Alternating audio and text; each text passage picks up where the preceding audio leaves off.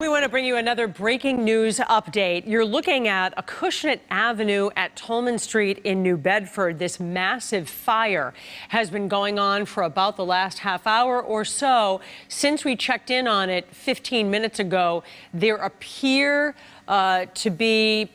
appears that they've had the ability to contain the fire to this 3 or 4 story brick building. But as we've been watching, fire crews, as you can see, are dousing as much water as possible on the roof, on the top floors of this building to try to keep those flames that you can clearly see through the windows under control and keep the fire from spreading to the other buildings and triple deckers in this very densely settled area. There's a church right nearby. You can see a lot of passersby and fire crews out on the sidewalks in parking lots next door watching this. We've seen this very thick black smoke coming from the top of the building. And again, firefighters trying to completely perforate that roof and douse the top of this building, which looks to be about 125-year-old building there in New Bedford.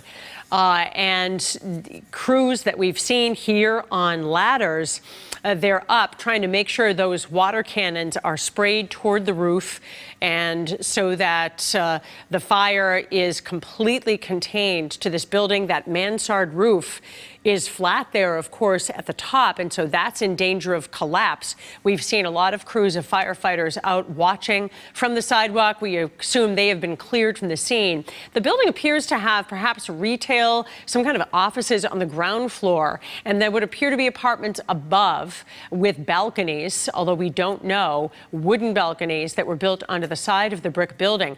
Police are asking people to avoid this area of Acushnet Avenue in New Bedford as they try to clear this scene. You can imagine from the ground in New Bedford, the smoke must be thick. It must be obvious that there's a massive scene there.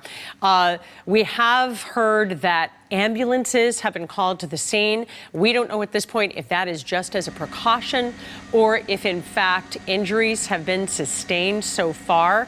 That information is about a different story, an incident at Logan Airport. But we still clearly see flames. So fire crews are struggling to make sure they get the flames down. But this has been a very stubborn fire with antique buildings like this that we have throughout New England. Of course, there are a lot of antique chemicals and building components that made up these very solid structures that were built more than 100 years ago. And so it will be a challenge for those fire crews and probably take another good length of time before they can aim those water cannons, as you see they're attempting to do, right through the windows, through perforations in the roof to keep the fire. Hopefully that water will drain from the top floor all the way down the structure.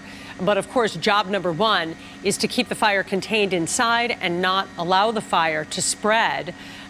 We've seen just in the last week, there was another fire situation in Scituate where one building after another caught fire. So that would be their top priority right now of those fire crews. You're looking live from Sky Eye over the scene.